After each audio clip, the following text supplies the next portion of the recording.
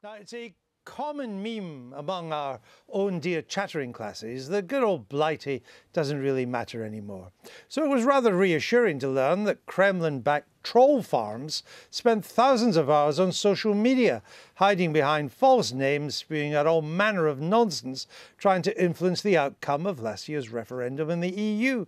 They even employed countless bots and cyberbots to create fake news, which is probably why it came to the attention of our very own Maybot, who this week accused the Russians of weaponizing information and mounting a sustained campaign of cyber espionage and disruption. On the other hand, her bro in the White House said he believed President Putin when he claimed Russia was not meddling in Western elections. Well, that pretty much settles it, I think. Of course, you couldn't blame Mr. Putin for taking an interest in our elections, where the outcome is still uncertain, whereas the Russian ones, well, they're pretty much a foregone conclusion these days. One key tool of Russian propaganda is the Kremlin-financed RT, the channel formerly known as Russia Today, but renamed in the hope we'd forget the R stood for Russia. And, of course, rubles, lots of them, which perhaps explains why Alex Salmond is now on the payroll of Rubles Today. Or maybe not. In this era of fake news, can we ever establish where the truth lies? Here's RT's Afshin Rattans with his take.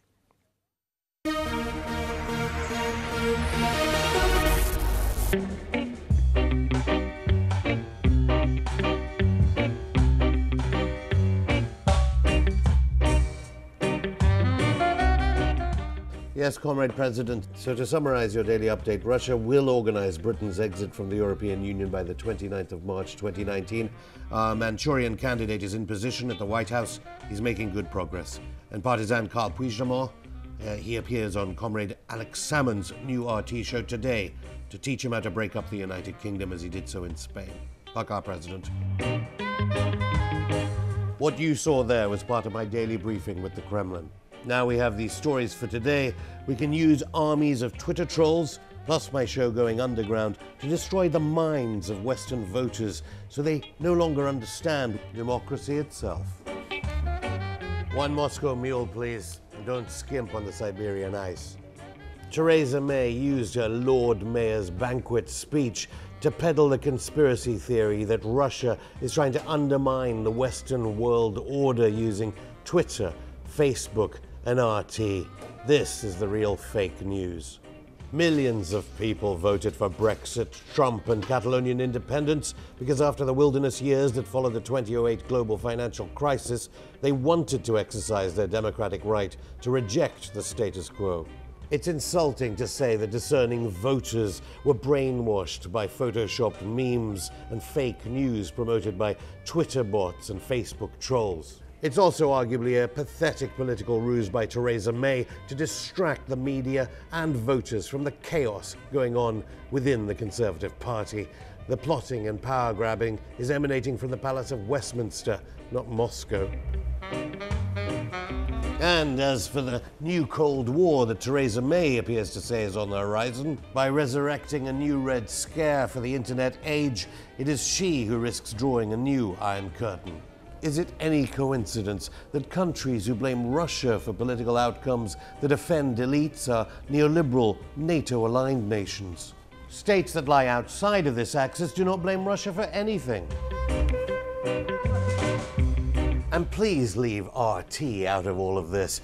All we do is try to create the best journalism to inform, educate, and entertain our audiences with stories often overlooked by mainstream sources like the BBC. No one tells the Going Underground team what to say or do, let alone the Kremlin in Moscow, which all goes to show how egregious are the attempts by the Western establishment to clamp down on the freedom of speech of British journalists working at the RT headquarters in London really are.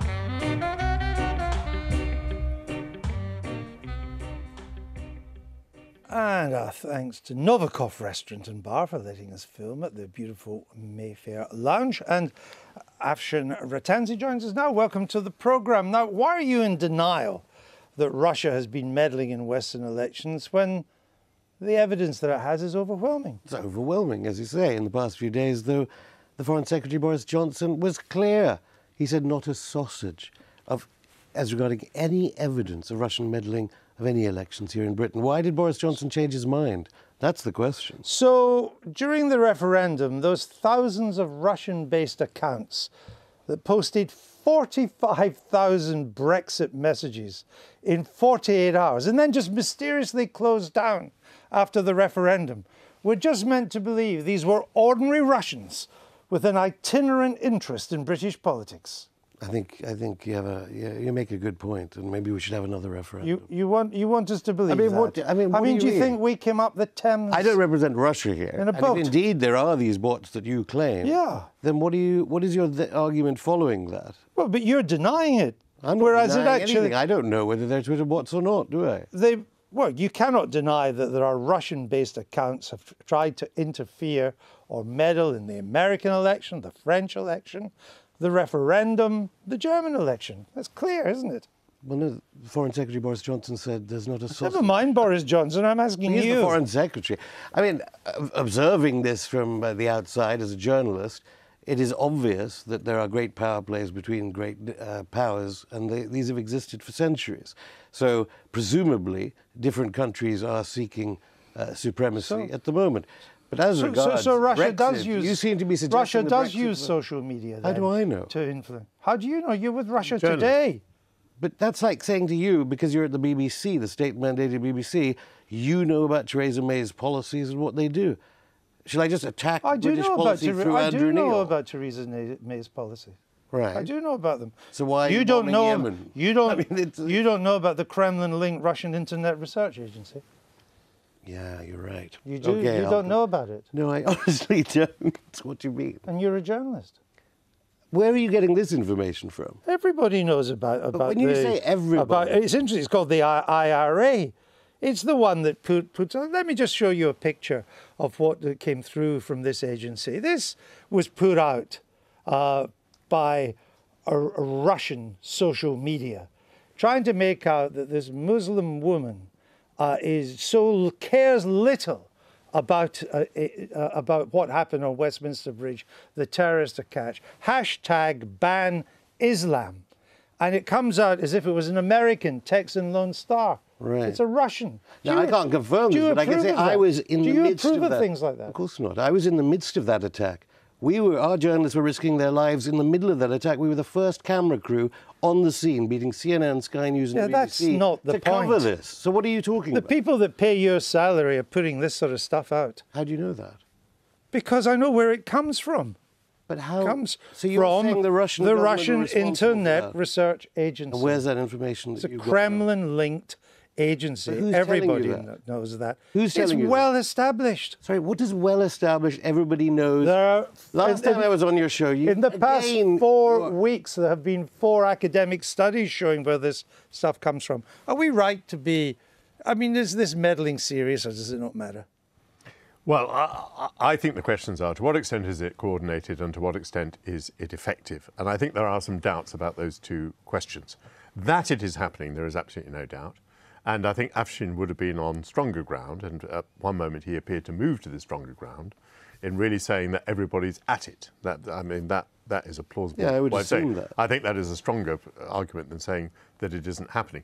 I didn't say it wasn't happening. I said the Foreign Secretary said it wasn't happening. It seems to me that there are questions as to whether it has yet been effective. But that it could be effective in the future, I think, is very much in play. That is a strong possibility. Well, I mean, Michael makes a good distinction there. There's no question it's happening. It's quite hard to measure if it's had any effect. I think the Russia Today point is a bit of a red herring. There is a news broadcaster in Britain which is regulated by Ofcom. They have to meet our standards of the way they do things according to our law. The issue is what's coming out of the Kremlin, and it's not clear it's effective. It's definitely happening. Well, hold on. Russia Today has been censured 15 times by Ofcom. Well, and that's a bad thing. And of course, they've got to Just play by the rules. the BBC has been censored, your political editor has been censored, Channel 4 has been censored 4 times. But the point of Ofcom is an agency that they've got to all broadcasters. But they have to play by the rules and the law. The Kremlin doesn't. I think the bigger question, as well as simply fake news, is some of the allegations we've seen about the hacking of emails in Parliament, or attempts to put viruses into computers in the NHS. There is an allegation that comes from the Russian government as well. I've got to say just one thing. The only thing which was really incredible in your interview was the idea that you cite Boris Johnson as kind of a credible. No, well, he's done it 3 times, so that's a sign of desperation. I mean, you say that Russia Today is just yeah, all right, Rubles Today we'll call it, has just does journalism like the BBC. You did a report. I would say it does journalism different to the BBC. Yeah, I do think well, the BBC I'll give you an example of it. In 2015, your channel claimed the BBC staged a chemical weapons attack in Syria. No, it didn't. For a news report. No, it didn't. Russia Today did. No, it didn't. You were censured by Ofcom No, it didn't. for You're quoting different sources about this story. This is what happens with RT. You digitally altered the words spoken by an interviewee to stand up your story. Well, certainly Going Underground didn't. RT UK didn't. I'm talking about RT. Your channel also has peddled endless conspiracy theories that 9/11 was an inside job. That's what not do you? I mean, that's not do you journalism. think I think that's the case? Do you think any one of the team here at RT No, UK you're on the channel that has that peddles just it. made the case very clearly? We are regulated by British government agencies. Yeah. So if anything of that kind was found to be egregious, then of course we would either be fined or taken off air. Other stations as are press sensitive. as the Iranian channel has. Exactly. So I you mean, must be we on don't the, have a First Amendment. You must be on the but the issue is what's brink coming on from the that, are you Kremlin. not? But Laura Kearnsberg still kept her job despite hitting out at Jeremy Corbyn wrongly, according to Ofcom. Laura Kunsberg is a fine journalist. We're struggling to find any Rubles Today. Sorry, Ed, what were you going to say? I was just saying, isn't the issue what's coming from the Kremlin and what effect it has? It's definitely divisive, as we saw from that tweet. It's potentially very disruptive if it's true that this is coming into the NHS How do you know computers. it's coming from the Kremlin, though? I think this is why the James Bond theme in this program is rather good. You really are of all a Cold War mindset, especially with Britain leaving the European Union. You've got to make new friends with China, with Russia, Isn't that what you meant? with Brazil, with India. You've got to realise that just these stories that appear in the papers telling you that the Kremlin put that tweet out. Why are you believing this? Can we just add one thought that despite what Afshin says, with the strength of evidence that the Kremlin is interfering in electoral processes in the West, it is simply extraordinary and very worrying that Donald Trump chooses to believe Putin without any question, to denounce 2 former directors of the CIA, and to give the impression that he's a man, one would almost say, responding to some kind of fear of blackmail. You were a former British Defence Secretary. You don't see the value of détente. Right now, Moscow could destroy this studio in a few minutes. Likewise, Britain could do the same to Moscow. You don't see any idea that Donald Trump moving closer to making deals with Vladimir Putin, perhaps over strategic arms limitation, is a good idea. You obviously don't understand what is at stake here, then. I don't think it is a good idea to deny what is obviously the case, which is that Russia is interfering in electoral processes in the West. Well, that's your allegation. That limits the credibility of the president and also leads to the suspicion that he is a frightened man in some way. I mean, the whole point of Russia Today and the election meddling done in social media is all focused to undermine our faith in our democratic institutions and to divide us, as we've seen from the tweet that we put up on the screen. Why do you want to be a part of that? Part of what? What I just said. How am I a part of what? Sorry, what do you mean? Because that's what it does. I mean, I went onto your website before we came on tonight, and they're all stories that I try to undermine our faith British Medical in our Journal society. On economic warfare. They're all trying to divide us. You give prominence to Catalonia, to Scottish independence. You're trying to divide us. I understand why the Kremlin wants to do that. That's perfectly legitimate from its point of view. I'm just puzzled as to why do you want to be part of that?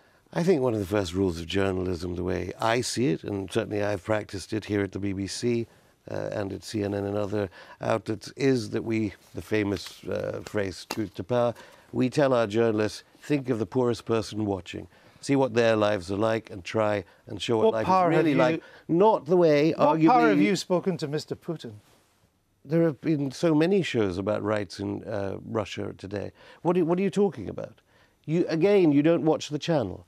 So you haven't seen debates about homosexuality, about Syria, complaints about Russian atrocities in Syria. You haven't watched it. All you three are doing is you're frightened of a new entrant, especially when Sky News may be closing down, your old employer Murdoch may be shutting that down. You may be left all alone here at the BBC. RT may be the main news provider here, who knows? Well, on that bit of fake news, we'll call an end to You it. know Murdoch better than I. Thanks for being with us. Now it's late. Trump and Kim late, with insults that can only be broadcast after the watershed.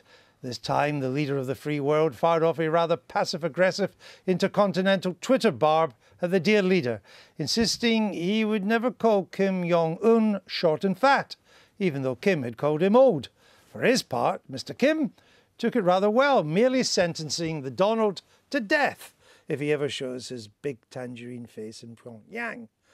Think of the danger if they both had nuclear weapons. It'd be much worse, wouldn't it? You didn't frankly have the balls to put country before party.